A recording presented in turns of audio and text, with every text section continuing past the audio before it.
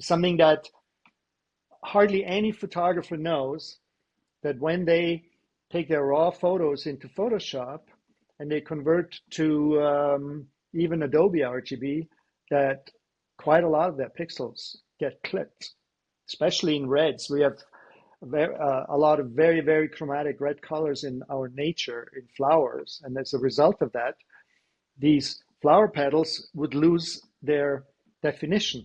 Welcome to the Color Matters podcast presented by TrueHue. In this podcast, we discuss all things related to color with a variety of industry experts.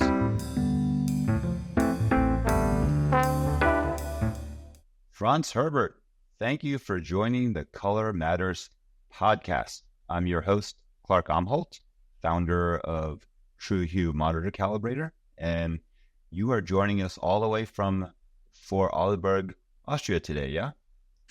That is correct. From the beautiful shores of Lake Constance, a mile away from Germany and 10 miles from Switzerland. We appreciate you staying up past your bedtime to join us today. So, I was eager to have you on because I think you are a real pioneer of color management, and you have a nice long view of how color management and digital color has evolved. And I think you probably have a variety of interesting things to say. Maybe we can start with the way back, which is in terms of your experience. I think you've been developing color profiling tools for several decades. I'm thinking printer profiling, monitor profiling, input scanner and camera profiling, and even soft proofing. Have I missed anything? No, you're right on the money. It was almost exactly 30 years ago that I came out with the world's first complete color management system. Colorblind, yeah. You kind of had to be a little bit batshit crazy to use that software initially, right? Actually, our customers loved it. We were the favorite color management system on the planet. Yeah, my memory was, the alternatives were from really big companies like Linotype and Graytag, and your software was, you just made it work. Or if we found a bug, you'd fix it like a day later. That was a nice feature of Colorblind. That was a claim to fame. Yeah. So let's talk a little bit about Colorblind. You're saying it's the world's very first complete color management solution, ahead of these others that I mentioned? Well, especially on a common platform. You know, Kodak had a system, but it wasn't nearly as complete as my system was. And it was proprietary. You had to be a Kodak. Completely proprietary. Correct. Yeah, gotcha. So what year did Colorblind launch? Yeah, 94. So 30 years 94. ago. In August. And that was basically when, at the time that the ICC spec had matured to the point where you could make something that was interoperable, didn't need to be proprietary. Actually, ColorSync 2 was delayed. It came out in March of 95. And we couldn't wait any longer because I needed to sell software in order to survive. So we came out with the ability to create profiles and then to use them within tools that we built. And only like when ColorSync 2 came out, then we also, of course, jumped on the ICC bandwagon. Oh, so you had your own color engine with version 1 of Colorblind? Yes. And we licensed that actually to many companies over the years. Yeah. So some war stories, I guess. Like, what were the challenges that you were facing building profiles back in 94, 95 that are no longer a challenge today? Well, we wanted to make sure that the product that we sold to our users was absolutely usable. So that meant it couldn't be a handheld spectrophotometer where you had to measure 2,000 patches by yourself. The possibility for error was way too high. So Graytag had one of those, which one of our competitors interfaced with, but we went with the strip reader from X-Rite, the DTP51, which was only a colorimeter.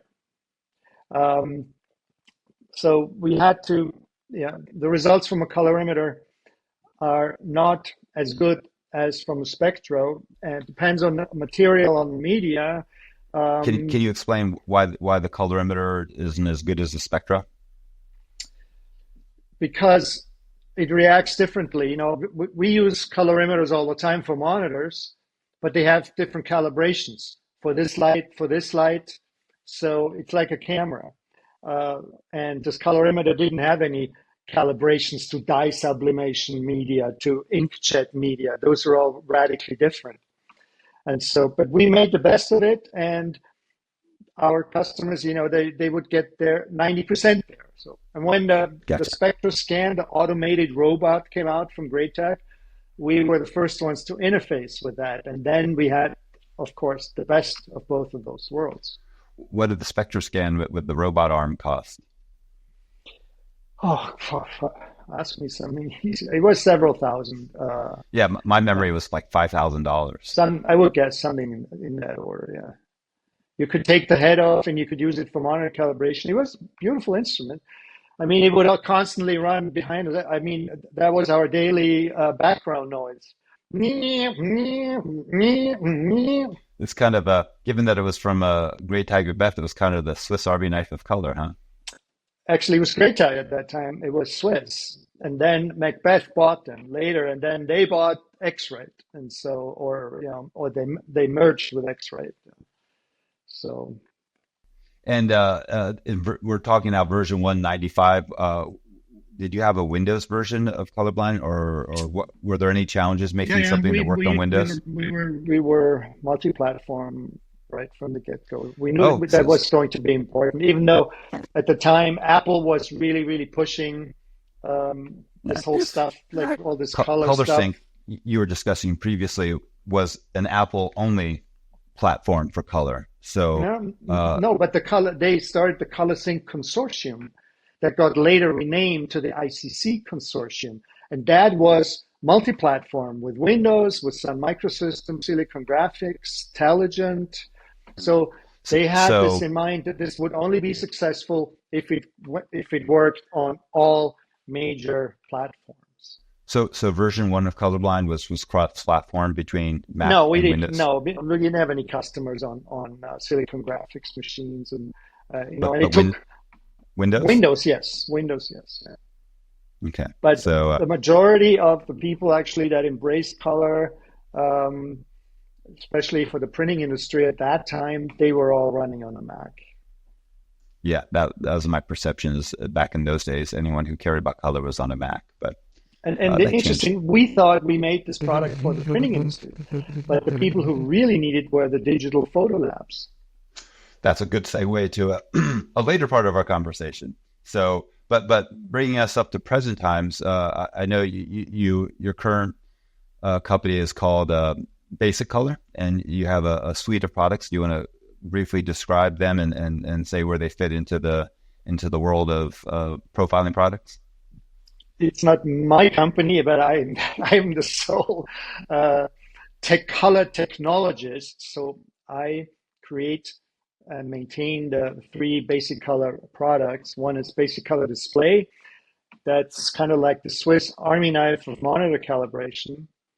We support like 15 measurement instruments. You can calibrate any monitor. We support hardware calibration of ASO monitors through the ASO SDK, NEC monitors through the NEC SDK, and also generic DDC, which actually a lot of monitors support today, even though it's not that well known. So you could set brightness and gains in many inexpensive monitors that you can buy today. So if you were to own a Calibrite colorimeter or Spider colorimeter, those come with their own calibration software. What would Basic Color add to the mix that those don't already offer? We do many more things than what they can do. You can create profiles that emulate other color spaces. You can correlate instruments. So you could have one I1 Pro in the company and 12 spiders. You correlate all of those to your one I1 Pro. We measure light, we measure spectrally, we do a light evaluation. You know, there's some standards, some ISO standards for calibrating for soft proofing, for light. It's So it sounds like for anyone who's kind of advanced on the has advanced desires for their color calibration, basic color is likely to address their desires. So that's display 6. That's the monitor side of things. What are the other products? Basic Color Input 6 is a camera and scanner profiling application. Scanners are some very high-end scanners these days that some of our customers calibrate or profile with input, but for the large part, it's cameras that people calibrate. So input, which we're going to talk about a bit more. Yeah. Input 6 makes a colorimeter basically out of a camera, and that is an important feature for lots and lots of museums that need to digitize their collections, their artwork. Yeah, I actually wanted to talk about that in a little bit more detail, but is there anything else that Basic Color offers before we dive into the fine art world in more detail? The third application is called Basic Color Cockpit, and it's an application that lets you open pretty much any kind of image, grayscale, color, 3-color, 4-color, 5-color, 6-color, up to, I don't know, I think the ICC spec currently is something like 16-color. So you could actually, and then you could soft proof a 16-color image if you have a 16-color profile for it. We have an automated 3D view of the pixels running, so you can very intuitively find out if you convert to a working space, like in the case of a camera image, or you convert into a printed profile. You can see what's out of gamut and what happens with the gamma compression. You can do a mapping of before and after, and you see what gets clipped. Something that hardly any photographer knows, that when they take their raw photos into Photoshop and they convert to even Adobe RGB, that quite a lot of their pixels get clipped, especially in reds. We have a lot of very, very chromatic red colors in our nature, in flowers. And as a result of that, these flower petals would lose their definition because they all get squished to the same edge of that color space.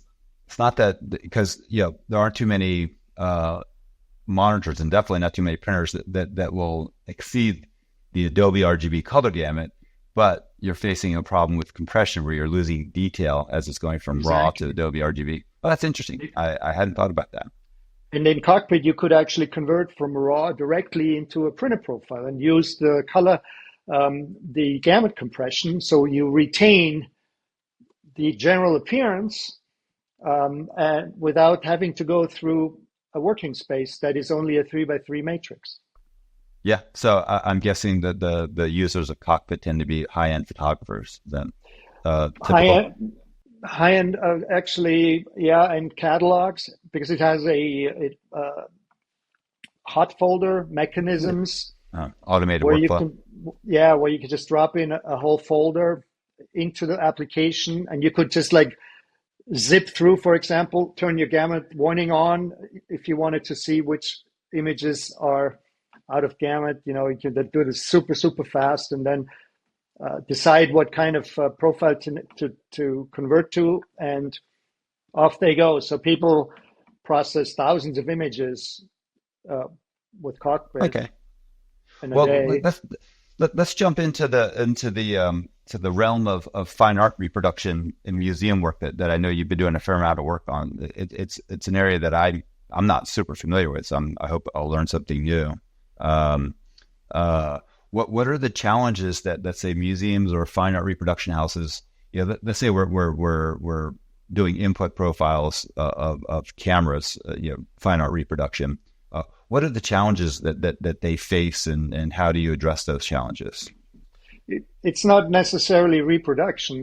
They want archival. They want to. Okay. So that's the first step of fine art reproduction. You want to capture your paintings or any other artwork as accurately as possible. A camera doesn't do that. A camera expects in every photo there's a white and there's a black, and that defines your dynamic range. And then they try to make it look better. They apply a contrast enhancements. They apply color enhancements. If you take with any camera that you own, it doesn't matter how expensive it is, go into a museum and take a photo and look at the JPEG that comes out, and you will put it next to the painting, and you'll say, like, this is nothing like the painting itself. And so, ideally, you would probably do capture with a scanner because it has a little more controlled environment. But the issue is that scanners only get to be so big, and once you get to a certain size, you need to use a camera, correct? That's almost impossible, yeah. And then that's the other challenge is, for museums, if you have huge paintings somewhere hanging, you need to basically stitch it, go up on ladders and move the camera and take pieces of it, tile it basically, and then bring those tiles back together if you really wanted to capture them in a very high resolution. I assume that having consistent and well-controlled lighting is absolutely paramount when you're doing this. And if you're doing the stitching thing, how are you supposed to keep your lighting consistent? Yeah, it's a tedious process, but they do it. So it's very, very tricky, and to them, it's really important to have very high resolution images. Are there any particular type of lights that lend themselves to this kind of museum quality capture? Yes, there are. I'm not a light specialist. LEDs have been trying to come to the forefront in the US. LED lights are not so popular yet as they are in the rest of the world, for example. Are you talking for photography, or are you just talking about in retail spaces? Both, yeah, and in the printing industry, like viewing booths and stuff. So maybe we can talk about the process of capturing input profile, because you're using some sort of color target, right? And correct. I brought a couple here. Okay. This is the color checker digital SG from Now X-Rite. And how many colors are in that? 140. And 140. They're created with a variety of different pigments. And that's the important part about it. Yeah. So that a profile you make from that has a latitude of color. So if you would, are some of the pigments similar to pigments you might find in a painting? Absolutely, yeah. And do you know which ones they are? No, I don't.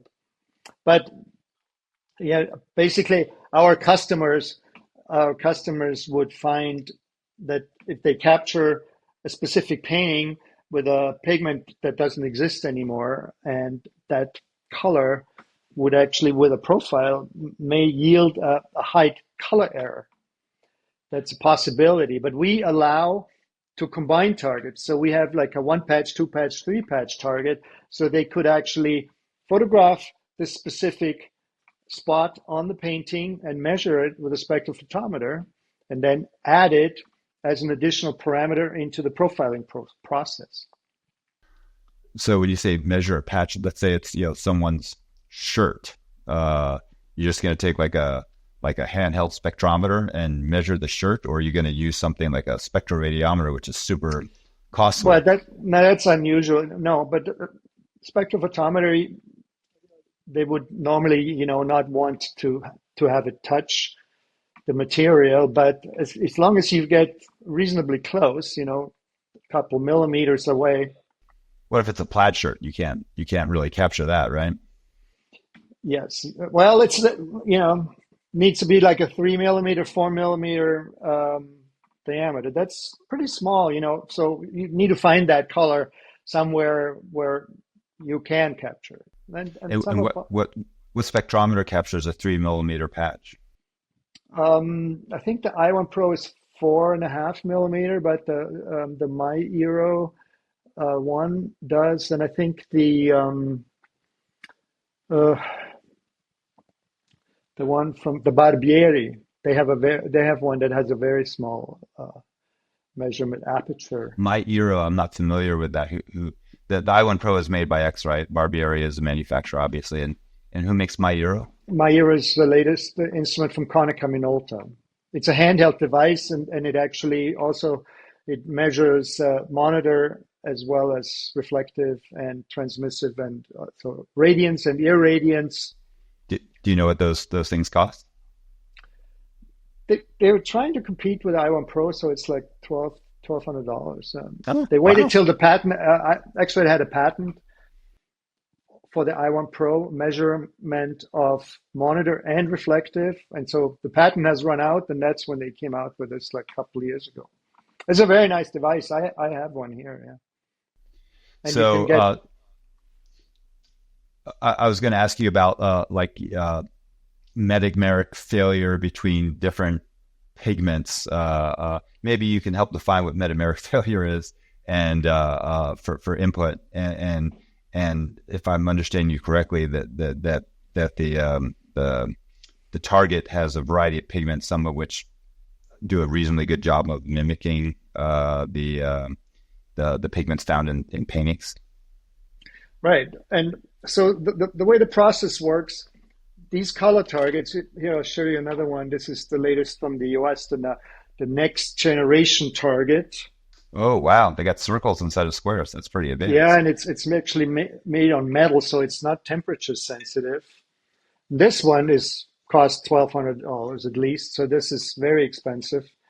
Um, but they get measured with a spectrophotometer, and a spectrophotometer in a perfect world, every spectrophotometer that we use should give us virtually the same result. So that's an objective measurement of the spectrum, which is the most that you can capture over the visible wavelengths, or even more into the ultraviolet and infrared. And from that, you can calculate so-called CIE values, XYZ, relate to red, green, and blue of our eyes, and then convert to LAB. And that's the color space that most people are familiar with, because it is actually something that you can do in Photoshop. 30 years ago, we tried to educate people what LAB is. And we actually, in the very first version of Colorblind, we had a little spinning graphics where we showed LAB colors around the grayscale. But so when you take a photo of this, and then you have a measurement file, and again, most people don't have the means to measure this themselves, so they have to work with some measurement files they get mostly from the manufacturer, and they may work really well, or they may not work 100% well. Then often they do get these things measured to improve the quality of their profiles, and so then they shoot in RAW, meaning if you look at a raw image, it looks very, very dark. It could be 10-bit, 12-bit, 14-bit. Most cameras these days, they have a so-called Bayer pattern. That means if you look at it with the microscope, there's a red pixel, two green pixels, and a blue pixel. And so the green is used for luminance. So that's the closest to a gray that we would use. And because it has two green pixels, a raw picture looks very dark and greenish. And it's produced basically the red, green, and blue filter in the camera sensor that is trying to be as close to a perfect filter to convert any kind of spectrum into RGB values. And then my software takes samples these RGB values on the capture and converts this RGB data into this XYZ data. And that's what a profile is. If you make a profile from a raw capture, it's a so-called DCP profile, digital capture profile, and that can only be used in Adobe applications and a few others. But mostly people use ICC profiles, but you can't really, there's no application that lets you use an ICC profile on a raw image. There's always this first step of so-called development of an image. Yeah. Sounds pretty complicated. I'm thinking that, do they call it a bear pattern because you need to take some aspirin after you're dealing with all this stuff? Have you ever wished that there was an easy to use and cost-effective way to calibrate your monitor to show color accurately? Now there is. It's TrueHue, and all you need to make it work is a smartphone. Go to truehue.app and try it for free. That's TRUHU.app. How about an issue called parallax? Does that come up for you for photographing fine art? Can you define it and how it's dealt with? I guess you would, if your capture does not yield a perfect rectangle, could be trapezoidal. My software handles that, so for my software, it's not an issue. Oh, it just corrects it on the fly. It corrects it on the fly. I've built in this automatic correction, but you can also redefine, your corner points. Put them when you make a profile. You open this image. I make immediately a low quality profile so that the colors actually look kind of right, and then that helps you to put the boundaries around, and it shows you when the sampling of each individual patch has too many values and it goes over a threshold, then it shows you a little trapezoid in there, so you could correct it or you could reject the image. But most of the time that's not an issue. I mean, these people that are out there photographing this, they work in a very, very professional environment. They make sure that these things are done. So my final kind of general question about this high-end capture is are there some criteria that a photographer needs to comply with in order to capture artwork for digital heritage? Absolutely. In Europe, they've had this criteria called METAMORFOZE. It was mostly driven by the Rijksmuseum in Amsterdam and other museums. Belgium also has a lot of art museums. And in the US, they have the FADGI criteria. So these are like FADGI imaging guidelines or METAMORFOZE imaging guidelines. And how do you spell FADGI? FADGI. And a few years ago, there was an ISO standard was created that was trying to combine the European world and the American world into one standard. And it was released, but then right afterwards, the METAMORFOZE people tightened their standard a bit, and the FADGI people tightened their standard a bit. One of the things is what you see on here. On the surrounding, there is a whole bunch of whites and blacks and grays. That's we're looking at the color checker. Yeah.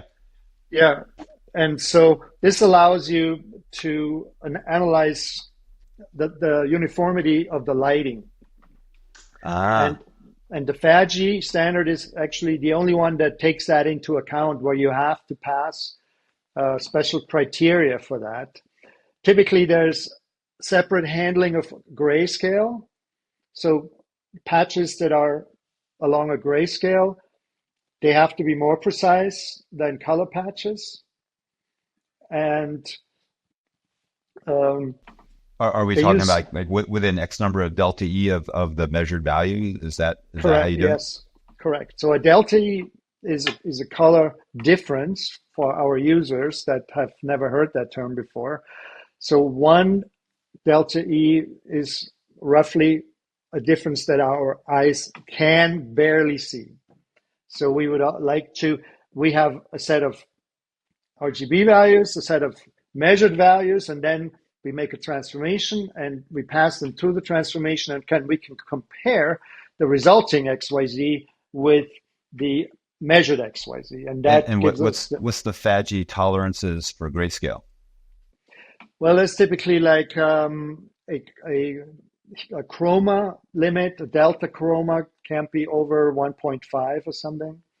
Um, in color, it's on Metamorphose. There's four levels: FADGI 1 star, 2 star, 3 star, 4 star. With Metamorphose is 1, 2, 3, and ISO also 1, 2, 3. So typically like 7 delta E maximum on the entire target, and an average of under 3 delta E. The FADGI 4 star, they say only 90% of the colors have to be below 4.0 delta E. So there can be some outliers. Each So differs a little. is four the best or is four the most loose? 4 is the highest. So The best. Yeah.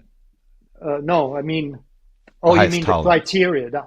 Yeah. Well, the lowest tolerance. So Gotcha. if So a FADGI 1 star is the most high end yeah, it could be person around. 15 delta.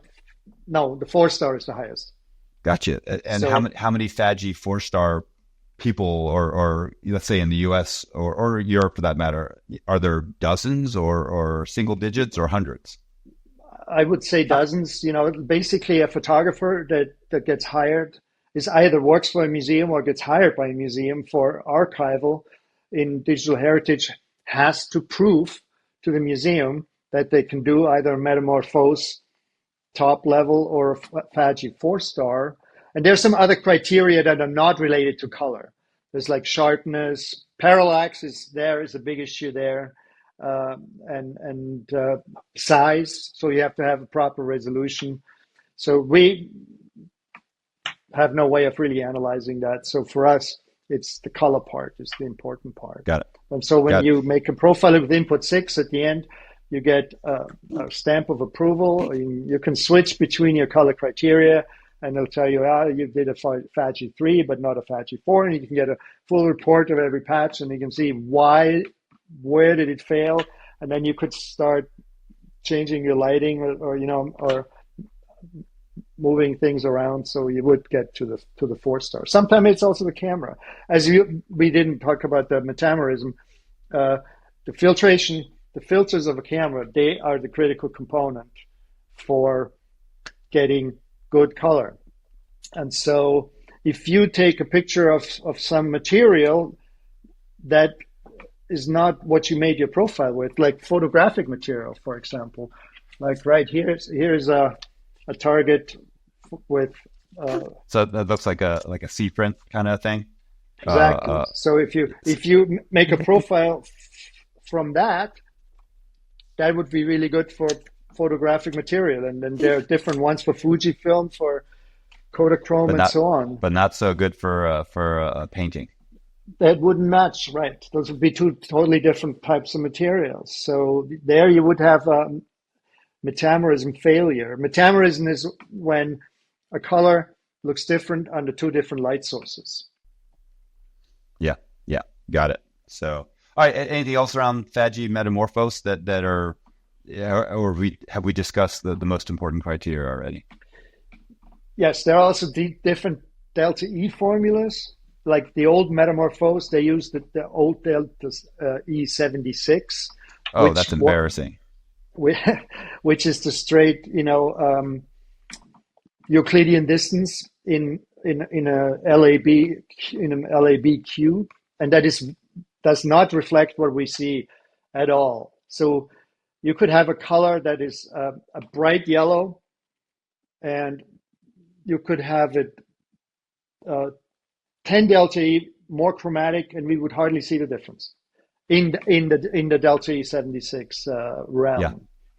So now they use Delta. Honestly, pretty much everyone's using Delta E2000 for the last decade or so. That's my experience. Is that what you're? Yes, but like the ISO standard and METAMORFOZE, they use something called Delta E2000. We call it L. There is a curve on the Delta L in the regular formula. And in this new Delta E2000, SL equals 1 is the official name. The Delta L curve is linear, and that makes it even harder than the Delta E2000. Wow. So am I hearing that there's a new tolerancing system that's on top of Delta E2000 called Delta L? Is that what you said? It's a separate formula. It's called Delta E2000 SL equals 1. Well, all right. That's even too geeky for me. We're gonna leave that for a future session, I think. Okay. My final question for you, Franz. If you could wave your magic wand, what color related tool would you like to see just land on your lap today? I've been waiting for spectral cameras for a really long time. It's like museums have built them out of scanners. You can have programmable LCD filters, so you can actually take a picture 16 times through 16 different filters and come out with a beautiful spectral image. My cockpit can actually open spectral images, but that's really the next step, that we capture everything, every possible aspect of a color, and not through RGB filters that reduce this plethora of color to 3 components. There are hundreds of industrial spectral cameras out there that are used in industry, but just recently, Phase 1 came out with the first spectral camera, and Digital Transitions is selling it in the US. So I'm very, very anxious to see some spectral images from that, because that's really the next big step. All right. Well, I think Christmas is coming up. Maybe I'll get you one of those. What do they cost? I have no idea. I'm sure. My guess is at least $20,000, but don't know.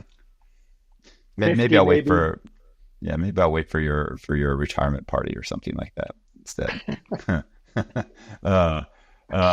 So in reality, if it's $20,000 in historical terms, that would be very inexpensive for a spectral camera. And of course, if it works, the next generation will be less expensive still. So that's an interesting, exciting development.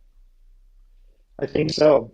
Finally, got to give this kind of a functionality to photographers, because then you're independent of lighting. You can, once you have a spectrum, you can simulate any light. All you need is a spectrum of the light, and then you can immediately calculate, like, say, what this image would look like in this light, in this light, in this light. How about a smartphone with spectral camera? That would be kind of groovy. That would be groovy, yeah. Yeah. Well, we'll have to talk to someone about that. Okay. Well, that was a very interesting technical conversation around color, and particularly color capture. I learned a bunch of stuff, so I appreciate your sharing your knowledge and experience with us, Franz. You're very welcome. Schlaf gut, mein Freund. Ciao. Servus. Bye. If you enjoyed the podcast, please leave a review on Apple Podcasts, Spotify, or your favorite podcasting platform. And if you have thoughts on a guest you'd like me to interview, let me know. Lastly, if you care about seeing colors accurately on screen and you own a smartphone, give TrueHue a try at truehue.app.